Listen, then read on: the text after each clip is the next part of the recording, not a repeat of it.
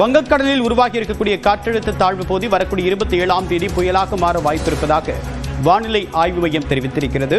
அது ஆந்திராவை நோக்கி நகருமா, தற்போது சென்னை கடற்கரையை நோக்கிய பகுதியை நோக்கி நகருமா என்ற எதிர்பார்ப்பு நிலவக்கூடிய நிலையில் தற்போது அது புயலாக மாறுவதற்கான வாய்ப்பு இருப்பதாக தெரிவிக்கப்பட்டிருக்கிறது. இணைகிறார் செய்தியாளர் லிபிகா. விவரம் என்ன? இன்று காலை தென்கிழக்கு வங்கக்கடல் பகுதியில ஒரு காற்றழுத்த தாழ்வு பகுதி அப்படிங்கிறது உருவாகி இருந்தது. இது தற்போது கடந்த 8:30 மணிக்கு, இன்று காலை 8:30 மணிப்படி மெதுவாக மேற்கு வடமேற்கு நோக்கி நகர்ந்து அதே பகுதியில தற்போது நிலை கொண்டிருக்கின்றது. இது மேற்கு வடமேற்கு நோக்கி நகர்ந்து 25ஆம் தேதி, அதாவது நாளைய தினம் தென்கிழக்கு மற்றும் அருகில் இருக்கக்கூடிய மத்திய வங்கக்கடல் பகுதியில ஒரு காற்றழுத்த தாழ்வு மண்டலமாக வலுப்பெறும் அப்படின்னு சொல்லியிருக்கப்பட்டிருக்குது.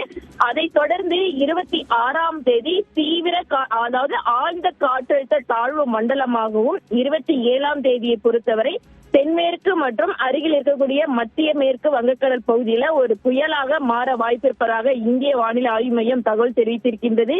இதன் காரணமாக தமிழகத்திற்கு ஓரிரு மாவட்டங்களுக்கு மட்டுமே மழைக்கான வாய்ப்பு இருக்கிறது. குறிப்பாக தற்போது உருவாகியிருக்கக்கூடிய இந்த காற்றழுத்த தாழ்வு பகுதி அப்படிங்கிறது ஆந்திரா நோக்கி செல்லக்கூடியதின் காரணமாக ஆந்திராவில் இருக்கக்கூடிய பல்வேறு மாவட்டங்களுக்கு அதி கனமழைக்கு வாய்ப்பு இருக்கிறது. அந்த பகுதிகளிலே பெரும் பாதிப்பு அப்படிங்கிறது இருக்குது.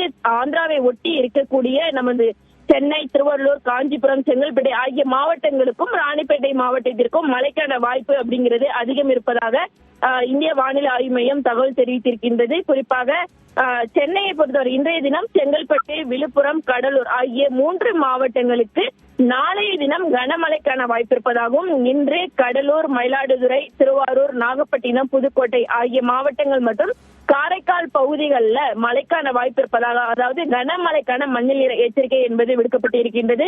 தற்போது உருவாகக்கூடிய புயல் என்பது ஆந்திராவை நோக்கி இருப்பதன் காரணமாக அந்த பகுதிகளுக்கு அதிகப்படியான மழைக்கு வாய்ப்பு இருக்கிறது.